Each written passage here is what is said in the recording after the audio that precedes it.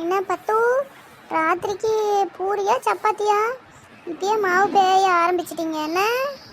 ஆமா கீதா, அது இப்பயே பேஞ்சு வச்சா தானே கொஞ்சம் நல்லா ஊறிக்கிட்டு அப்புறமா உப்பி போச்சுன்னு வரும்ல. அதுக்கு தான் ஒரு 2 மணி நேரத்துக்கு முன்னாடியே ஊற வச்சு விட்டுறணும் பேஞ்சு.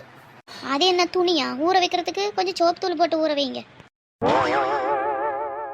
பொடி மெண்டல், அது அவங்க சொல்கிற மாதிரி அப்படி கொஞ்சம் 2 மணி நேரத்துக்கு முன்னாடி பேஞ்சு வச்சோமா தான் அது நல்லா ஊறிக்கிட்டு பூரி பஃப்னு வரும். உங்களுக்கு என்ன தெரியுது? நீ உங்கள் வீட்டில் பூரியை சப்பாத்தியை போடவில்லை, அப்போ என்ன பண்ணுற, கொஞ்சம் வீட்டுக்கா சோப்பு தூள் போட்டு பேஞ்சு போடு, நல்லாயிருக்கும் ஊற வச்சு. என்ன ரிவெஞ்ச் எடுக்கிறீங்களா? நான்லாம் போட்டு வச்சு விட்ருவேன், அப்புறம் பேக் ஃபயர் ஆயிரும் வீட்டிலலாம், அப்புறம் உங்களை தான் ஏச்சுவாங்க பார்த்துக்கோங்க. ஆமாடி அம்மா, நீ ஒரு அரை மெண்டல், எதனா போட்டுக்கிட்டு வச்சு தொலைச்சிப்படாத. அப்புறமா இந்த வெயில் காலத்தில் வவுரெல்லாம் சுத்தாகி பேரும் குடல் மட்டும்தான் நிற்கும். ஆமாக்கா, அவளை நம்பி எதையும் சொல்லிடாதீங்க. அவள் அப்படியே செஞ்சு விட்டு இவங்க தான் செய்ய சொன்னாங்கன்னு பழிய தூக்கி நம்ம மேலே போட்டு போயிடுவா. அவள் சரியான ஃப்ராடுக்காரி. அது சரி, என்ன காலிஃப்ளவர் சில்லி போட்டுக்கிறீங்க? நம்மளுக்கு கொஞ்சம் தாரது, வாய் நம்ம நிற்கிதே. அட அவத்தை தானக்குது, எடுத்து தின்னு. சரி, மாவு பேஜைகளை சும்மா உக்காந்துக்கிறோமே, 2 எடுத்து திங்கலான்னு கொண்டாந்தேன். நைட்டு செஞ்சது மீந்து போச்சு, எடுத்துக்கிடுங்க 2 பேரும். எனக்கு வேண்டாங்க்கா, எனக்கு வயிறு ஆல்ரெடி எரிஞ்சிக்கிட்டு இருக்கு, என்னன்னே தெரியல. நானே இப்போ 1 வாரமாக தூங்கி எழுந்திரிச்சதும் தயிர் மிக்சியில் அடிச்சு குடிச்சிட்டு இருக்கிறேன்.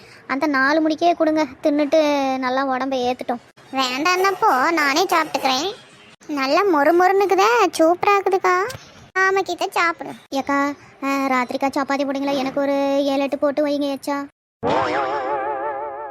ஏட்டி, அந்த அக்கா போடுறது 7-8 தான் போடுவாங்களாட்டுங்குது. நீ எச்சா 7-8 கேட்டினா அப்புறம் உனக்கு போட்டு கொடுத்துட்டு அவங்க வெறும் கரைச்சி குடிச்சிட்டு உக்காந்துக்க வேண்டியது தான். ஓசி கேட்குறவ ஏதோ 1-2 கேட்கணும். 7-8 திம்பாங்க, பார்த்தா தொப்பையும் ஒன்றும் காணும். எப்படி தான் அந்த வயிற்றுல இடம் இருக்குது உனக்கு? அதெல்லாம் எனக்கு இடம் இருக்கும். அக்கா நீங்கள் சொல்லுங்கள், போட்டு வைப்பீங்களா மாட்டிங்களா? அதனால என்ன நெட்டவழி, நீ நைட்டுக்கா வா, நான் எச்சாவே போட்டு வைக்கிறேன், வந்து சாப்பிடு. நீ கீதா நீயும் வா, உனக்கும் சேர்த்து போட்டு வைக்கிறேன். ஐயோ அக்கா, எனக்கெல்லாம் 7-8 வேணாம், எனக்கு சும்மா ஒரு 3-4 போதும். சரி அம்மா, எத்தனை சாப்பிடுவீங்களோ பொழுதோடைக்கா வாங்க. நல்லா அந்த உருளைக்கிழங்கு குருமா வைங்க. அப்படி இல்லைன்னா தக்காளி சட்னி, கொஞ்சம் எண்ணெய் கொஞ்சம் அதிகமாக ஊற்றி அப்படியே மிதந்துக்கிட்டுக்கிற மாதிரி நல்லா ஃப்ரை பண்ணி அப்படியே பிரிஞ்சு போகிற அளவுக்கு செய்யுங்க. அப்போ தான் தொட்டு சாப்பிட்றதுக்கு நக்கி நல்லாயிருக்கும், பார்த்துக்கிடுங்க.